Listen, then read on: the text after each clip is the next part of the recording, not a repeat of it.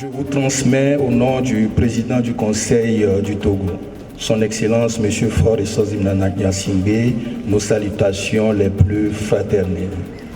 Mesdames et messieurs, c'est pour moi un réel plaisir de prendre la parole après mes aînés, après les ministres du Mali et du Burkina Faso, à l'occasion de ce forum Youth Connect Sahel Niger 2026 qui nous offre aujourd'hui l'opportunité de réfléchir ensemble sur la place que nous voulons donner à notre jeunesse dans la définition et la mise en œuvre des politiques publiques.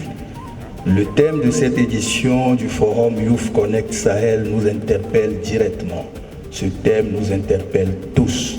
On se pose la question, quelle place voulons-nous vraiment donner à la jeunesse dans la construction de l'Afrique, dans la construction du Sahel de demain?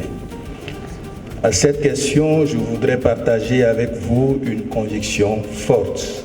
La jeunesse sahélienne n'est pas seulement une population à protéger, elle est une force à mobiliser, un potentiel à libérer et un acteur stratégique de notre sécurité, de notre souveraineté et de notre développement. Nos jeunes connaissent leur communauté, nos jeunes connaissent leur territoire, nos jeunes connaissent les réalités et les aspirations de notre pays. Donnons-leur les moyens d'être pleinement des acteurs de prévention, des acteurs de médiation, des acteurs de cohésion sociale et de paix, mais surtout des acteurs de transformation structurelle de nos économies. Un jeune qui se sent utile, qui participe à la vie de sa communauté et qui dispose des perspectives devient naturellement un acteur de stabilité et de transformation. Mesdames et messieurs, une évidence doit guider notre action. Il n'y aura pas de paix durable sans perspective pour la jeunesse. Changeons le regard vis-à-vis de cette jeunesse. Ne voyons pas seulement une jeunesse exposée aux crises, voyons une jeunesse capable d'y apporter des solutions. Ne faisons pas de nos jeunes de simples consommateurs d'innovation venus d'ailleurs, mais nous devons leur donner les moyens de créer des solutions africaines adaptées aux défis africains. Ne leur demandons pas seulement de résister aux crises, donnons-leur les moyens de construire la résilience. Et surtout, ne parlons plus seulement de la jeunesse, mais parlons avec elle, décidons avec elle et construisons avec elle.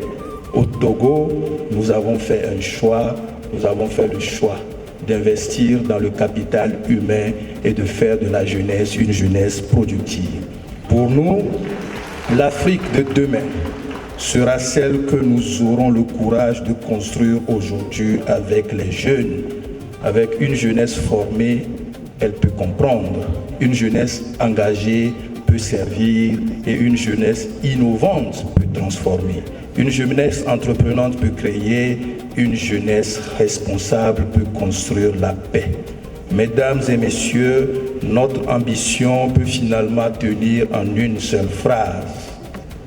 Faire de la jeunesse sahélienne non pas un défi à relever, mais une force à libérer et l'une des principales solutions pour bâtir un Sahel souverain, résilient, pacifique et prospère.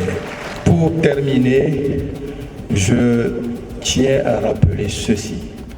Nous avons souvent l'habitude de le dire que la jeunesse est le futur de l'Afrique. Moi je dis non, la jeunesse est le présent de l'Afrique. Et je rajoute en disant que toute politique pour la jeunesse, sans la jeunesse, est contre la jeunesse. Je pense que mes prédécesseurs ont rappelé quelques mots ou quelques parties de leur hymne national.